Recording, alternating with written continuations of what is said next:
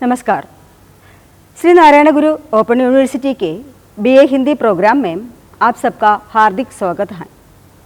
मैं doctor Sudha, assistant professor, department of Hindi, Shri Narayan Guru open university Kollam. आज हम core course B21 HD 01 DC Hindi साहित्य का इतिहास आदिकाल से रेतिकाल तक नामक पेपर के फर्स्ट ब्लॉक यूनिट 1 के बारे में चर्चा करेंगे। हिंदी साहित्य के इतिहास लेखन की परंपरा का सूत्रपात 19वीं शताब्दी से माना जाता है। हिंदी साहित्य का इतिहास पहले फ्रेंच विद्वान गारसादा तासी ने फ्रेंच भाषा में लिखा। इसका नाम है इस्तबार दल्ला लिटरेटिव हिंदुस्तानी। प्रस्तुत ग्रंथ में काल विभाजन के लिए कोई प्रयास नहीं हुआ। कवियों का कालक्रमानुसार वर्णन भी नहीं हुआ। इस परंपरा में दूसरी महत्वपूर्ण रचना है शिवसिंह सेंगर की शिवसिंह सरोज। इसमें 1000 कवियों का विवरण एवं कविताएं उपलब्ध हैं। फिर भी इतिहास लेखन के लिए अपर्याप्त है। सही अर्थों में हिंदी साहित्य का पहला इतिहास सर जॉर्ज ग्रियर्सन ने अंग्रेजी में the modern vernacular literature of Hindustan नाम से किया है। अंग्रेजी में लिखे गए प्रस्तुत ग्रंथ को इन्होंने अध्यायों में बांटा है। ग्रियर्सन ही सबसे पहले अपने इस इतिहास में भक्तिकाल का हिंदी साहित्य ही महत्वपूर्ण उपलब्धि बताया और इसे हिंदी साहित्य का सुवर्ण युग माना। आगे चलकर मिश्रबंधु विनोद में पहली बार काल विभाजन का समुचित प्रयास किया गया है। आरंभिक काल, इसके अंतर्गत पूर्वारंभिक काल और उत्तर आरंभिक काल हैं। इसके बाद माध्यमिक काल, पूर्व माध्यमिक काल और प्रौढ़ माध्यमिक काल। इसके बाद अलंकृत काल।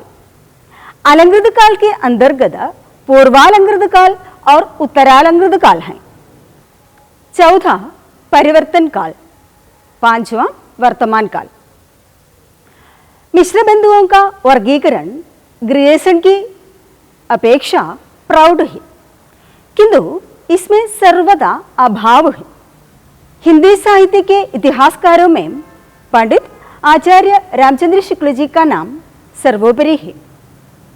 उन्होंने अपने हिंदी साहित्य का इतिहास नामक ग्रंथ में युगीन परिस्थितियों के आधार पर साहित्यिक प्रवृत्तियों के विकास की बातें की।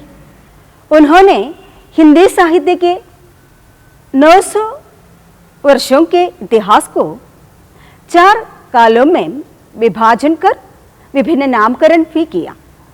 आदिकाल या वीरगाथा काल, पूर्व मध्यकाल या भक्तिकाल, उत्तर मध्यकाल या रीतिकाल, ആധുനിക കാൽ യാ ഗദ്യകാൽ. മനസ്സിലായിട്ടുണ്ടാകും. ആചാര്യ രാമചന്ദ്ര ശുക്ലജിയുടെ കാൽ വിഭാജനമാണ് അദ്ദേഹം ഹിന്ദി സാഹിത്യ ചരിത്രത്തെ 4ആയിട്ട് വിഭജിച്ചു. ഏറ്റവും കൂടുതൽ ജനപ്രീതി നേടിയ അല്ലെങ്കിൽ ഏറ്റവും കൂടുതൽ ആളുകൾ അംഗീകരിച്ചത് ആചാര്യ രാമചന്ദ്ര ശുക്ലജി എഴുതിയ ഹിന്ദി സാഹിത്യ ചരിത്രത്തിലെ കാലവിഭജനമായിരുന്നു.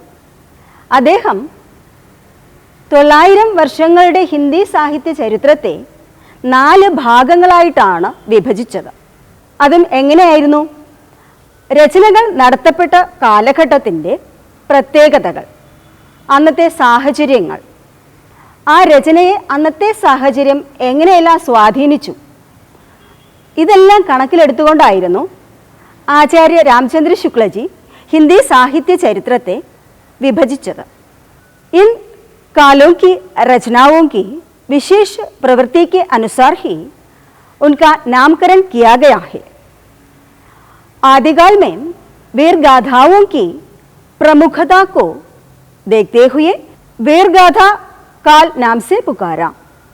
അതായത് വീർഗാഥാ കാലിലെ സാഹിത്യ സൃഷ്ടികളെല്ലാം തന്നെ രാജാക്കന്മാരുടെ വീരശൂര പരാക്രമങ്ങളെക്കുറിച്ചായിരുന്നു എഴുതപ്പെട്ടിരുന്നത്. അതുകൊണ്ട് തന്നെ അക്കാലത്തെ രചനകൾക്ക് അദ്ദേഹം വീർഗാഥാകാൽ എന്നാണ് പേര് കൊടുത്തത്. ആദ്യകാലിലെ രചനകളിൽ വിശേഷ പ്രവൃത്തി അനുസരിച്ച് ആ കൃതികൾ എഴുതപ്പെട്ട കാലവും അതിൻ്റെ സാഹചര്യങ്ങളും കണക്കിലെടുത്തുകൊണ്ടായിരുന്നു അന്നത്തെ രചനകളെ അദ്ദേഹം വിഭജിച്ചിരുന്നത്. അതായത് ആദ്യകാലീന രചനകളിൽ ഏറെയും രാജാക്കന്മാരുടെ വീരശൂര പരാക്രമങ്ങളെക്കുറിച്ചായിരുന്നു വർണ്ണിച്ചിരുന്നത്. അതുകൊണ്ട് തന്നെ ആദ്യകാലിലെ സാഹിത്യ രചനകളെ അദ്ദേഹം വീർഗാഥാകാൽ എന്ന പേരാണ് നൽകിയത്.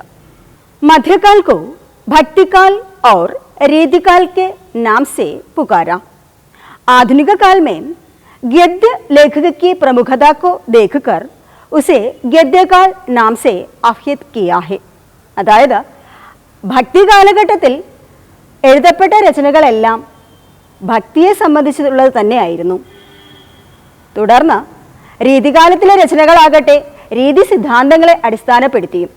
അതുകൊണ്ട് തന്നെ മധ്യകാലഘട്ടത്തെ ഭക്തികാലെന്നും രീതികാലെന്നും രാമചന്ദ്ര ശുക്ലജി വിഭജിച്ചു. തുടർന്ന് ആധുനിക കാൽ ആണ്. ആധുനിക കാലിൽ ഗദ്യസാഹിത്യത്തിനായിരുന്നു പ്രാധാന്യം.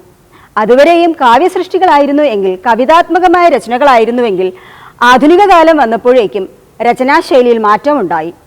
തുടർന്നുണ്ടായ രചനകളിൽ ഏറെയും ഗദ്യത്തിനായിരുന്നു പ്രാധാന്യം. അതുകൊണ്ട് തന്നെ ആചാര്യ രാമചന്ദ്ര ശുക്ലജി ആധുനിക കാലത്തെ രചനകൾക്ക് गद्यकाल എന്ന പേര് നൽകി. आगे डॉक्टर रामकुमार वर्मा ने अपने इतिहास ग्रंथ में काल विभाजन इस प्रकार किया है: संधिकाल, चारणकाल, भक्तिकाल, रीतिकाल, आधुनिक काल. अनेक अनुसंधानों के बाद आचार्य हजारी प्रसाद द्विवेदी जी ने काल विभाजन इस प्रकार किया है: आदिकाल, भक्तिकाल, रीतिकाल और आधुनिक काल. विद्वानों में मतभेद होने पर भी शुक्ल जी के मत से अधिकांश विद्वान सहमत हैं. आचार्य शुक्ल द्वारा साहित्यिक इतिहास लेखन का प्रयास एक ऐसी नींव का पत्थर है. इसके बिना हिंदी साहित्य के इतिहास के भव्य महल का निर्माण अकल्पनीय है. അതായത് ആചാര്യ രാമചന്ദ്ര ശുക്ലജി നൽകിയ കാലവിഭജനമാണ് ഏറെ ചർച്ച ചെയ്യപ്പെട്ടതും അംഗീകരിക്കപ്പെട്ടതും. അതുകൊണ്ട് തന്നെ ഹിന്ദി സാഹിത്യ ചരിത്രത്തിൽ ഒരു നാഴികക്കല്ലായി, വഴിത്തിരിവായി നമുക്ക് ആചാര്യ രാമചന്ദ്ര ശുക്ലജിയുടെ കാലവിഭജനത്തെ കണക്കാക്കാം. इतना है हमारा पहला यूनिट का विवरण. आशा करती हूँ कि आपको ये सब फायदा होगी. धन्यवाद.